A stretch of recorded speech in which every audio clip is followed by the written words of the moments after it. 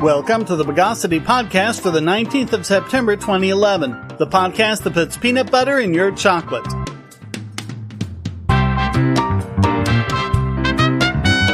This is your host, Shane Killian. Well, my 9/11 commentary sure drew a lot of negativity from listeners, but I guess that's to be expected when you have an internet full of people who each want to blame their own personal boogeyman for these horrendous attacks. And it seems that if you proffer any different motivation for the attacks, no matter how reasoned, no matter how much the facts agree with it, no matter how many intelligence experts agree with the conclusion, then you're a horrible person who loves the terrorists and wants to make excuses for them.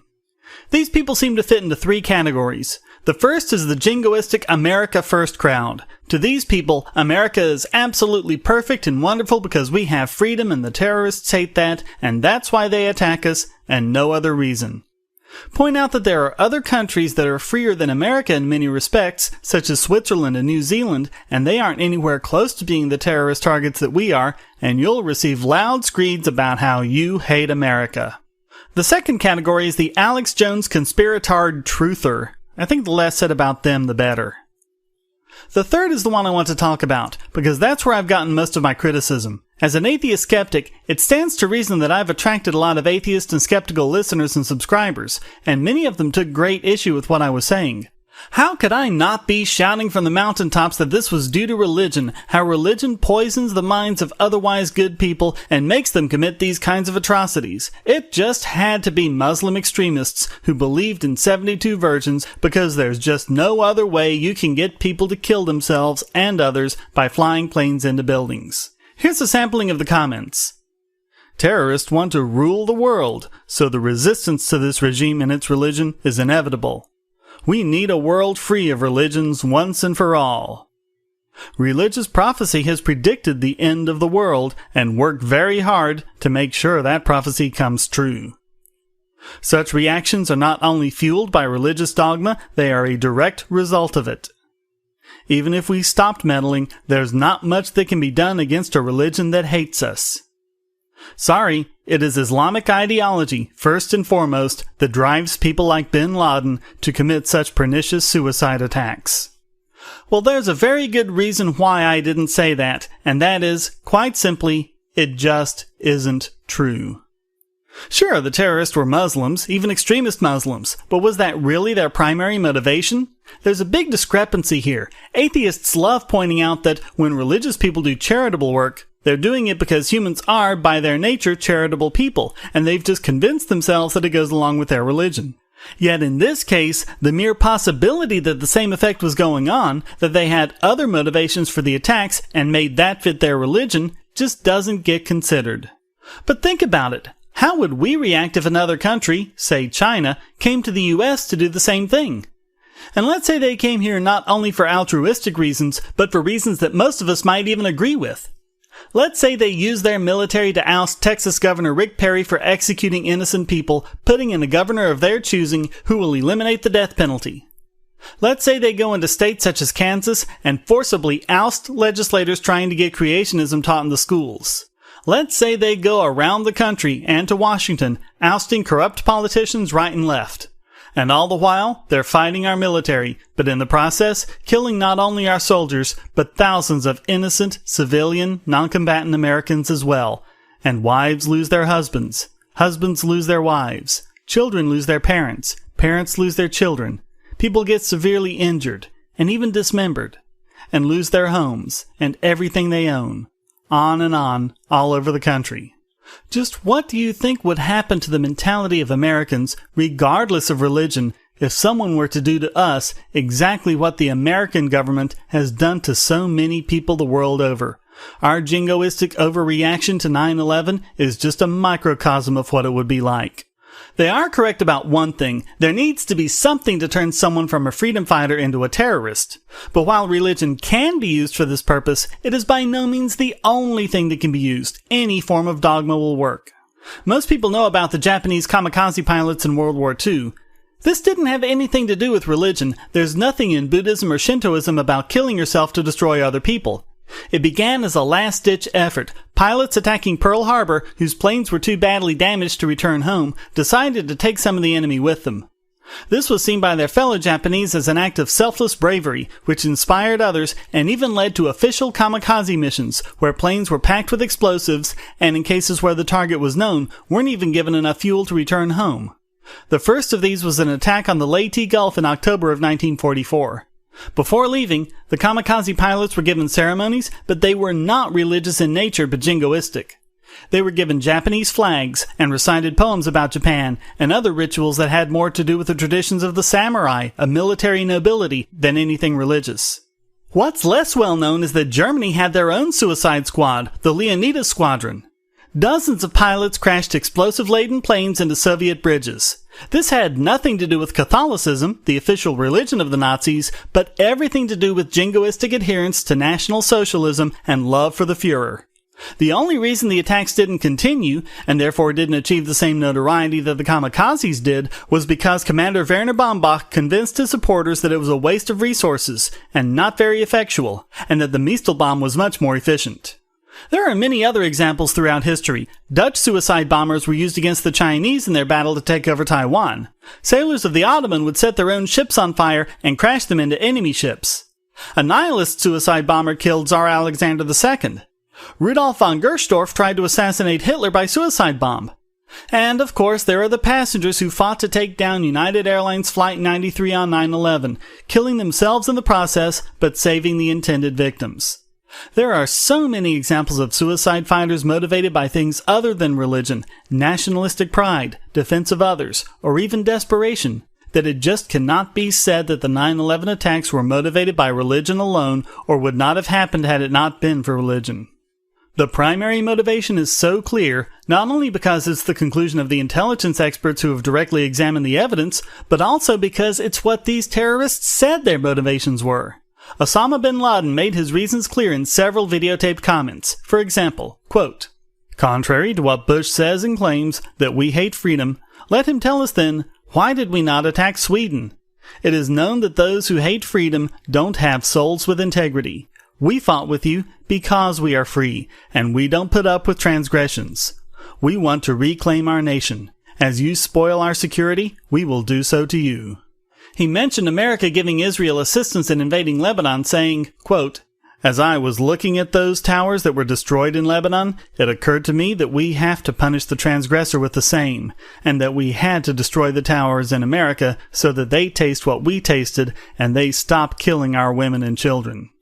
Even Arabs who aren't terrorists say the same thing. As Reem Al-Faisal wrote in Arab News, quote, "The truth is that at present the Muslims hate America, and now they hate not only its policymakers, but most of the American people, since they have proven recently without a shadow of doubt that they agree with their elite by voting back into office by a comfortable majority the Bush administration in spite of its obvious record of lies and abuse of power.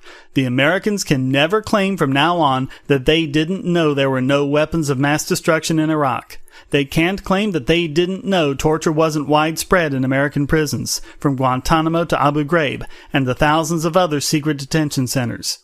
They surely can't claim not to know of this entire episode in which thousands have lost their lives and much more have seen their homes and lands destroyed as a result of the American military and its leaders who don't hesitate in using the massive destructive power of the U.S. on defenseless civilians. As for the claim made by some that I'm saying this makes these attacks justified, how can that possibly be so? I just quoted bin Laden saying that, in essence, the terrorists attack us to teach us a lesson and make us not attack them. Last week I said that Reagan's attack on Libya was motivated for the same reason, to teach them a lesson and get them to stop messing with us. That, in turn, was because Libyan forces had bombed a nightclub in Berlin, which was done to teach the US and the UK a lesson about aiding anti-Libyan forces in Germany. I'm saying that none of these is justified, and in fact they are both fundamentally the same thing. We try and teach them a lesson by attacking them. That makes them try and teach us a lesson by attacking us. We then have to teach them another lesson by attacking them again, and on and on and on it goes. And the lesson never gets learned. It has to stop. As long as we continue to ignore the foreign policy that directly results in this blowback, as long as we continue to try and shift the blame onto other things just because they conform with our own biases and prejudices, We will always be vulnerable to these kinds of attacks, regardless of the religious beliefs of those we have inspired to do so. Now let's take a healthy bite out of the news of the bogus. We all know the traditional British schoolgirl uniform from movies such as Harry Potter, Gilmore Girls, and most porn. The traditional accoutrements include button-down shirt, jacket, tie, and pleated skirt. Except, get this, many British schools have started banning the skirts. Apparently, the worst problem that British schools have to worry about is rising hemlines, due to many mothers being freaked out by their daughters dressing the way they did. As a result, teachers have had to spend time making students correct their wardrobe or even sending them home instead of, teaching them what they need to know. I always thought that schools were supposed to get around to doing that at some point. Maybe it's just me. One headmaster complained that shorter skirts might encourage what he called inappropriate thoughts among the boys. Guy, I hate to break it to you, but they are having those thoughts and will have those thoughts as long as the girls are wearing anything more revealing than a cardboard box. I think it might be a legal requirement when one takes charge of a school that he has all memory of what it was like to be a teenager surgically removed from his brain. I wonder if they had a sleeve creep in Victorian times. Maybe there was a controversy over this because they started showing too much shoulder. Of course, the smart thing would be to enforce the existing rules on skirt length. Maybe there's a way out of this. Technically, if it goes below the knee, it's a kilt, not a skirt, right?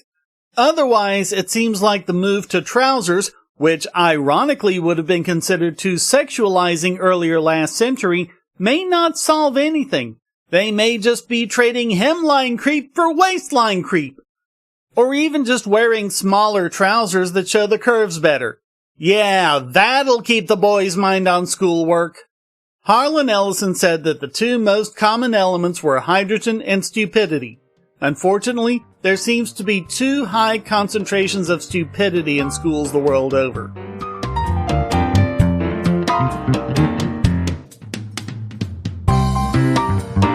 Of course, schools back home aren't doing much better. According to the College Board, SAT reading scores are at their lowest point since 1995. Now, there are a couple of things to keep in mind. The testing pool has widened greatly since the 1970s, which accounts for part of the long-term decline. But going the other way, in 1995, the test was recentered, effectively adding 70 points on the verbal scale and 30 to math.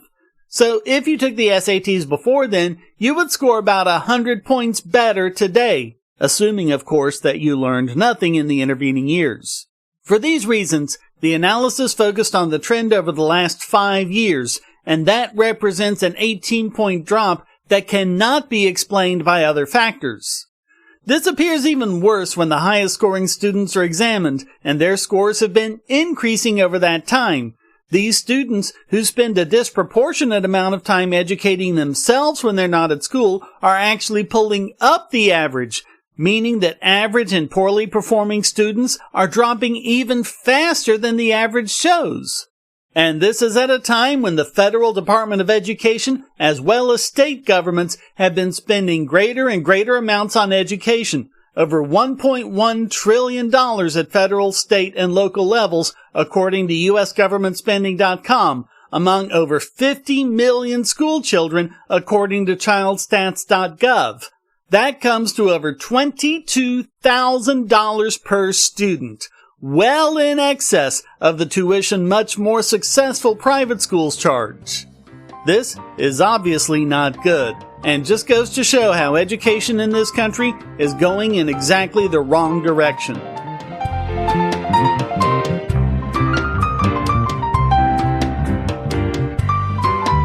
And now it's time to face the fanatical foolishness of this week's biggest Bogon emitter. And just when you think the idiots can't possibly sink any lower, someone comes along and does just that. Seth Abramovitch recently wrote a top story for Gawker.com called Ron Paul's Campaign Manager Died of Pneumonia, Penniless and Uninsured. In order to set up what must be the most hideous straw man ever, Abramovitch begins with absolute lies about what Ron Paul said in the recent CNN Tea Party debate. Quote, Blitzer pressed on, asking if he meant that society should just let him die, which earned a chilling round of approving hoots from the crowd. Really? Well, why don't we hear this chilling round of approving hoots for ourselves? Are you saying that society should just let him die? No. That sounds just like two guys to me. So, two guys in the audience shouting, yeah, constitutes a round of approving hoots from the crowd? And really, since we can't read minds, we don't actually know what they meant by yeah. Did they mean, yeah, let them die? Or did they mean, yeah, you tell them, Wolf? There's no way to know. But hey, did you hear Ron Paul's answer there? Are you saying that society should just let him die? No. Ron Paul clearly answered no to the question, but you'd never know that by reading Abramovich's column, which goes on to say, quote, Paul would not concede that much outright, instead responding with a personal anecdote, the upshot being that in such a case, it was up to churches to care for the dying young man. So basically, yeah, he'd let him die. This, as we just heard, is an outright lie. Ron Paul clearly and distinctly answered no to the question. Let's listen to some of the rest of Ron Paul's response. I practiced medicine before we had Medicaid in the early 1960s when I got out of medical school. I practiced at Santa Rosa Hospital in San Antonio, and the churches took care of him. We never turned anybody away from the hospital. Santa Rosa Hospital, by the way, is run by a church, the Sisters of Charity of the Incarnate Word. They were the first public hospital in San Antonio and have been a non-profit facility caring for people since 1869. They consist of 5 full-service hospitals with over 1,100 beds, and they're hardly the only ones. Non-profit healthcare systems run by both religious and secular organizations are all over the country, and they do not turn people away. Incidentally, these lies were repeated by none other than Paul Krugman in a recent opinion piece in the New York Times. According to Krugman, quote, the crowd erupted with cheers and shouts of yeah. And Mr. Paul basically tried to evade the question. As we just heard, both statements are outright lies, but hey, we beat up on Krugman 3 weeks ago, so let's not let him take the spotlight from Abramovitch. Let's hear what Ron Paul went on to say.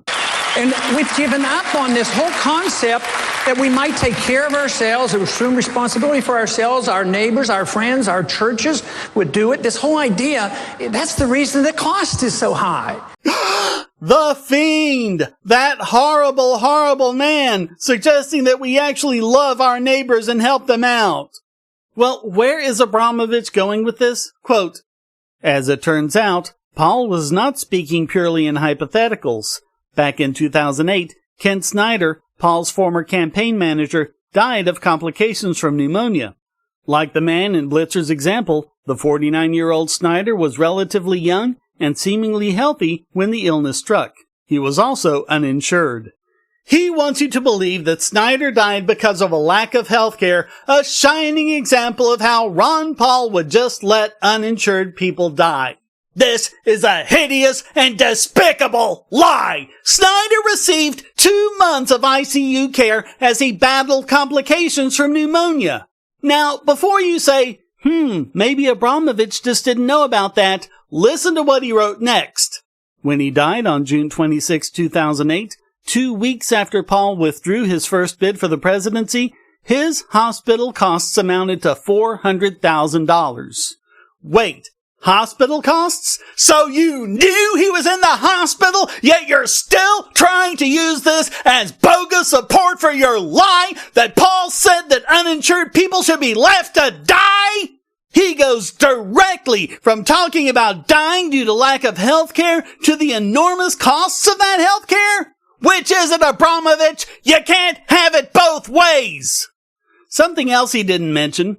Within 3 weeks of his death, donors had contributed over $28,000 to help with those costs. Although a final figure for how much was raised wasn't posted, it's clear that at least Ron Paul supporters are as generous as Ron Paul says we should all be. That cannot be said about Abramovitch, who claimed, quote, "The bill was handed to Snyder's surviving mother, who was incapable of paying. Family members are not responsible for paying the debts of a loved one who dies. The claim has to be made to the deceased's estate. In all likelihood, the bill was given to his mother because she was probably the executor of that estate. Yet Abramovitch is happy to imply that she was saddled with all $400,000 of his healthcare debt. How dishonest can you get? Not to mention the fact that this happened in a healthcare system that Ron Paul wants to reform. This is a healthcare system after 40 plus years of government fixing it. So what? Is he saying that Ron Paul's system is bad because it would result in the exact same thing you have in every other healthcare system? Abramovitch isn't just insulting Ron Paul here. He's insulting the doctors and nurses who worked around the clock to care for Snyder, trying everything they could to save his life. How low do you have to be to invoke someone's dead friend in order to score cheap political points against them? And how much lower do you have to be to lie about what happened to do it?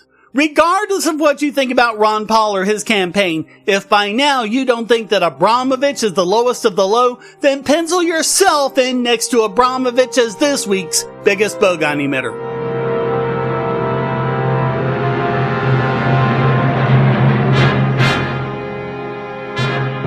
And now it's time to inoculate ourselves against the insanity of this week's Idiot Extraordinaire.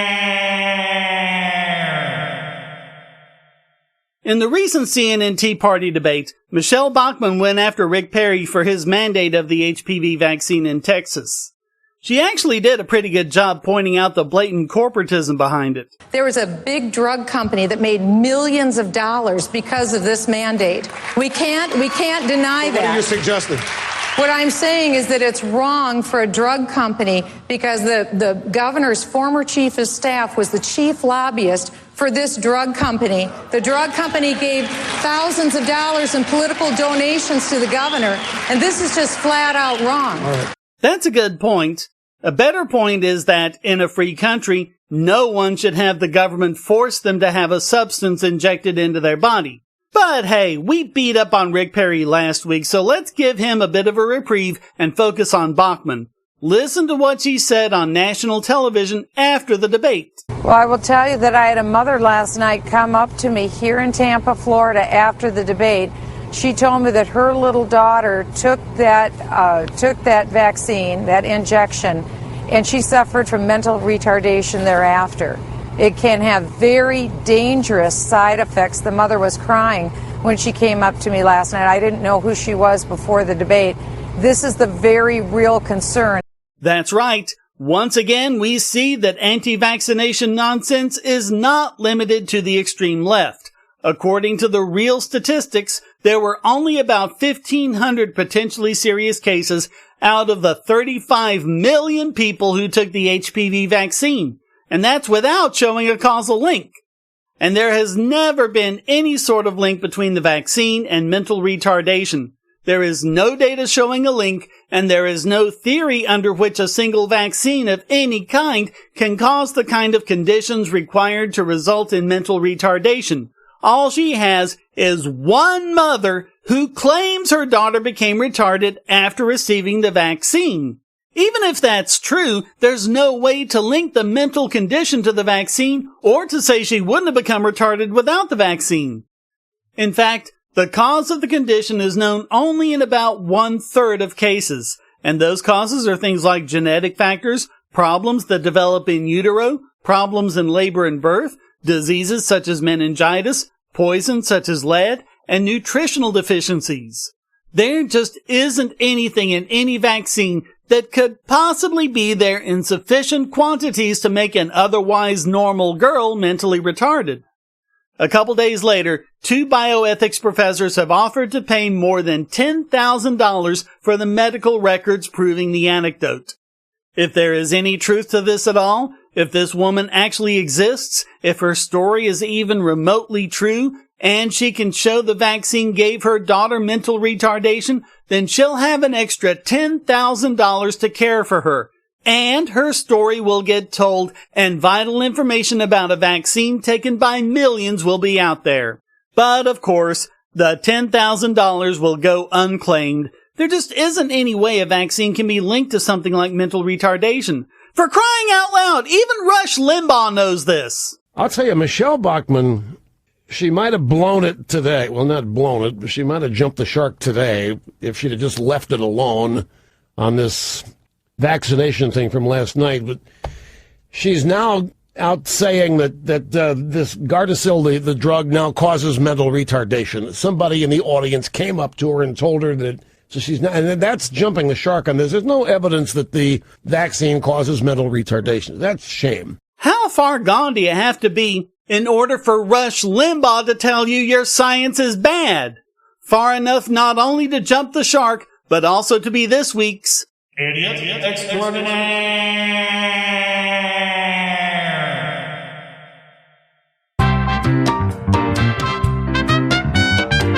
Well, that wraps up this contumacious edition of the Bogosity podcast. Please visit the forums at Bogosity.tv where you can read the show notes and participate in discussions about these subjects and anything else you like. And if you'd like to participate in the Bogosity podcast, you can send a question, statement, news article, or rant to podcast@Bogosity.tv. If you put it in an MP3 file, it just might get played in the podcast. Thank you for listening. Until next time, here's a quote from Carl Jung. A shoe that fits one person pinches another. There is no recipe for living that suits all cases. Siegfried's Funeral March from the opera Götterdämmerung was composed by Richard Wagner and performed by the United States Marine Corps Band under the direction of John Bourgeois. The Bogosity podcast is licensed under Creative Commons Attribution Non-Commercial No Derivatives 3.0 Unported License.